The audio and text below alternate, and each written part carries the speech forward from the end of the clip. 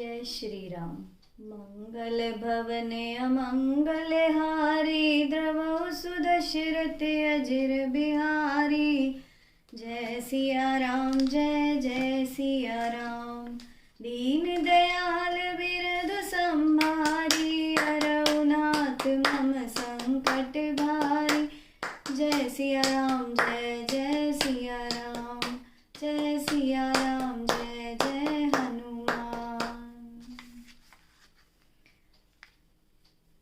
सब लोग श्री रामचंद्र जी के प्रेम में इतने शिथिल हो गए थे कि उस दिन सूर्यास्त होने तक 2 ही कोस चल पाए और जल स्थल का सुपास देखकर रात को वहीं रह गए। रात बीतने पर श्री रघुनाथ जी के प्रेमी भरत जी ने आगे गमन किया। उधर श्री रामचंद्र जी रात शेष रहते ही जागे। रात में देखा हुआ स्वप्न सीता जी श्री राम जी को सुनाने लगी, मानो अयोध्या वासियों सहित भरत जी यहाँ आए हैं। प्रभु के वियोग की अग्नि से उनका शरीर संतप्त है। सभी लोग मन में उदास, दीन और दुखी हैं। सासुओं का उन्होंने दूसरा ही रूप देखा। सीता जी का स्वप्न सुनकर श्री रामचंद्र जी के नेत्रों में जल भर आया और सबको चिंता से मुक्त करने वाले प्रभु स्वयं चिंता के वश हो गए।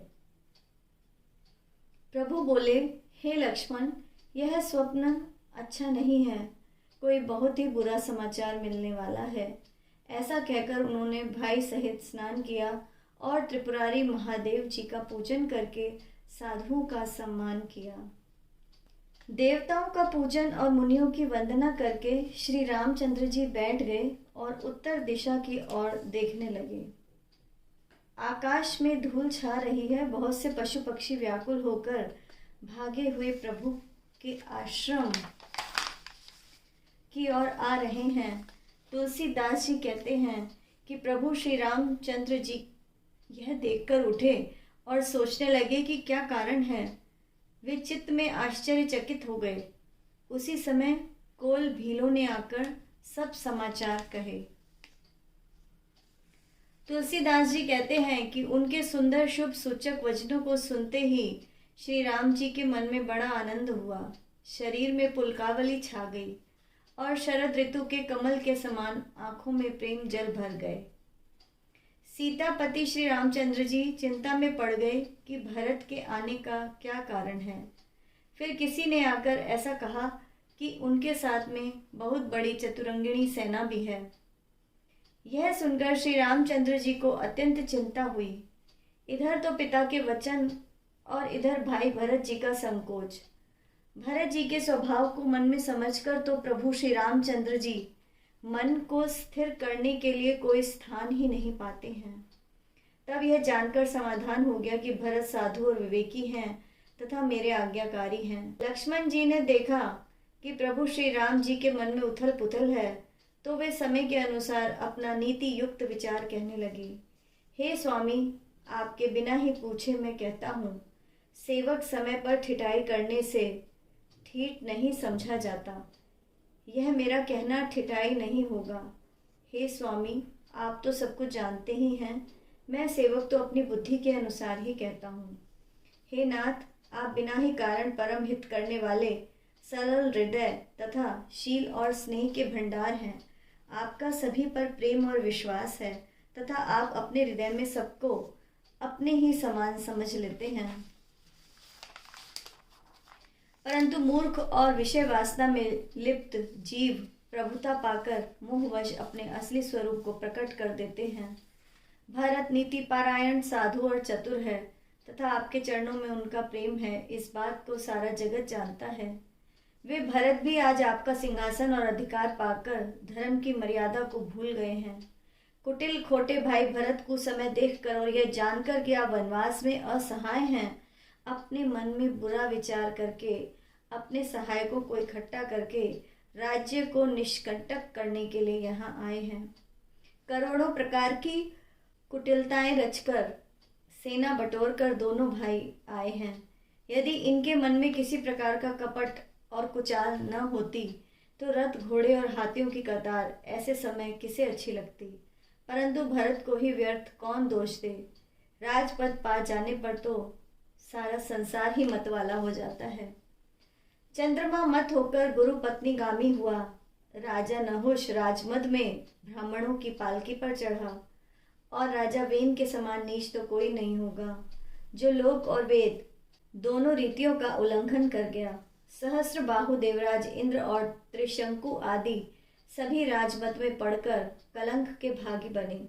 भरत ने यह उपाय उचित ही किया, क्योंकि शत्रु और ऋण को कभी तनिक भी शेष नहीं रखना चाहिए। हाँ, भरत ने एक बात अच्छी नहीं की, जो राम जी को असहाय जानकर उनका अपमान किया।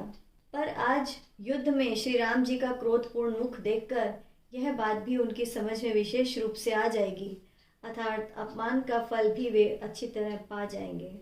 इतना कहते ही लक्ष्मण जी नीति रस भूल गए और उनका शरीर ऐसा पुलक उठा मानो युद्ध रस रूपी वृक्ष पर फूल आ गए। वे प्रभु श्री रामचंद्र जी के चरणों की वंदना करके चरण रज को सिर पर रखकर सच्चे और स्वाभाविक बल पूर्वक बोले, हे नाथ, मेरा कहना अनुचित न मानिएगा। भरत ने हमारे साथ कम छेड़छाड़ नहीं की है। आखिर कहाँ तक सहा जाए और मन मारकर रहा जाए। जब स्वामी हमारे साथ हैं तो धनुष हमारे हाथ में है। जाति से क्षत्रिय हूँ, रघुकुल में जन्मा हुआ हूँ, और फिर मैं आपका सेवक हूँ, यह सारा संसार जानता है। धूल के समान नीच कौन है, परंतु वह भी लात मारने पर सिर ही चढ़ती है। यूं कहकर लक्ष्मण जी ने उठकर हाथ जोड़कर प्रभु राम से आज्ञा मांगी, मानो वीर रस सोते से जाग उठा हो। सिर पर जटा बांधकर कमर में तरकस कस लिए और धनुष को सजाकर तथा बाण को हाथ में लेकर लक्ष्मण जी बोले, आज मैं आपका सेवक होने का यश लूं और भरत को युद्ध में हराकर भिक्षा दूं। आपके अपमान का फल पाकर भरत शत्रुघ्न ऋण शैया पर सोवे। यह भी अच्छा हुआ जो सारा समाज आकर एकत्र हो गया। आज मैं पिछले क्रोध का सब बदला चुका लूंगा। जैसे अकेला सिंह हाथियों के झुंड को कुचल डालता है और बाज जैसे लवे को लपेट में ले लेता है, वैसे ही भरत को उनकी सेना तथा छोटे भाई सहित अपमानित करके मैदान में धाराशाही करूंगा। यदि शंकर जी भी आकर उनकी सहायता करें तो भी मुझे राम जी की सौगंध है, मैं उन्हें युद्ध में अवश्य मार डालूंगा। लक्ष्मण जी को अत्यंत क्रोध में लाल पीले होते देखकर और उनकी प्रामाणिक सौगंध सुनकर सभी लोकपाल भयभीत हो गए और घबराकर भागने लगे। सारा जगत भय में डूब गया। तब लक्ष्मण जी के अपार बाहुबल की अनेक प्रकार से प्रशंसा करती हुई आकाशवाणी हुई, हे तात, तुम्हारे प्रताप और प्रभाव को कौन कह सकता है और कौन जान सकता है, परंतु कोई भी काम करना उचित है या अनुचित है, इस प्रकार अच्छी समझ बूझकर यदि किया जाए तो उसे सब कोई अच्छा कहते हैं। वेद और विद्वान कहते हैं कि जो बिना विचारे जल्दी में किसी काम को करके पीछे पछताते हैं वो बुद्धिमान नहीं है। देववाणी सुनकर लक्ष्मण जी सकुचा गए। श्री रामचंद्र जी और सीता जी ने उस आकाशवाणी का आदरपूर्वक सम्मान किया और कहा, हे तात, तुमने बहुत अच्छी नीति बताई। हे भाई, राज्य का मद सबसे कठिन मद है। जिन्होंने कभी साधु समाज में रहकर सत्संग नहीं किया वे ही राजा राजमद रूपी मदिरा को पीते ही मतवाले हो जाते हैं। हे लक्ष्मण, सुनो, भरत के समान उत्तम पुरुष ब्रह्मा की सृष्टि में न तो कहीं सुना गया है न देखा ही गया है। अयोध्या के राज्य की तो बात ही क्या है। ब्रह्मा, विष्णु और महादेव का पद पाकर भी भरत को राज्य का मद नहीं हो सकता। क्या कभी कांची की बूंद पड़ जाने से क्षीर सागर का क्षीर फट सकता है? अंधकार चाहे मध्याह्न के सूर्य को निगल जाए, आकाश चाहे बादलों में जाकर मिल जाए, गौ के खुर जितने पानी में भले ही अगस्त्य जी डूब जाएं, और पृथ्वी चाहे अपनी स्वाभाविक सहनशीलता को छोड़ दे, मच्छर जैसे तुच्छ जीव के फूंकने से चाहे सुमेरु उड़ जाए, परंतु हे भाई, विश्वास करो कि भरत को राजमद कभी नहीं हो सकता। हे लक्ष्मण, मैं तुम्हारी शपथ और पिताजी की सौगंध खाकर कहता हूँ, भरत के समान पवित्र और उत्तम भाई संसार में नहीं हो सकता।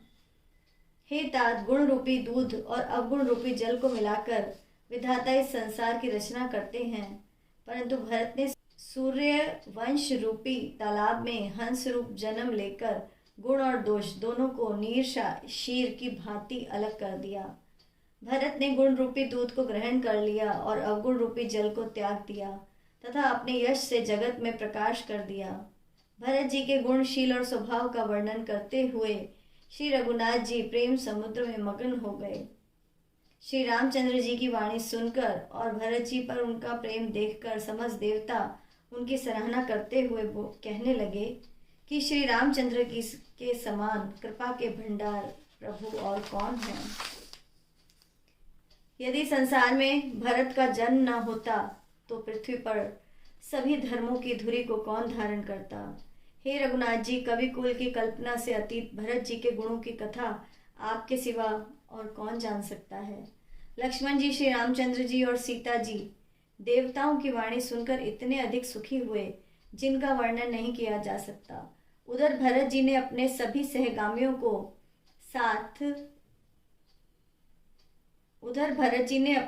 सहगामियों के साथ पवित्र मंदाकिनी नदी में स्नान किया। फिर सबको नदी के तट पर रोककर तथा माता, गुरु और मंत्री की आज्ञा मानकर निषाद राज और शत्रुघ्न को साथ लेकर भरत जी ने उस स्थान की ओर प्रस्थान किया जहाँ श्री सीता जी और श्री रघुनाथ जी रह रहे थे। भरत जी अपनी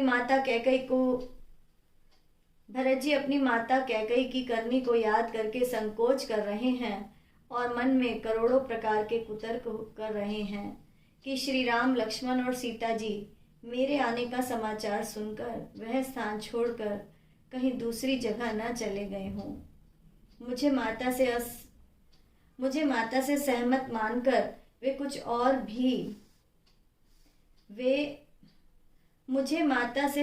मानकर वे जो कुछ भी करें सो थोड़ा है, लेकिन वे मुझे अपनी ओर समझकर मेरे पापों और अवगुणों को क्षमा करके मेरा आदर ही करेंगे। मंगल भवन अमंगल हारी, द्रवहु सुदशरथ अजिर बिहारी। जय सिया राम, जय जय सिया राम। दीन दयाल बिरधु संभारी, हरऊ नाथ मम संकट भारी। जय सिया राम, जय जय सिया राम। जय सिया राम, जय जय हनुमान। जय श्री राम।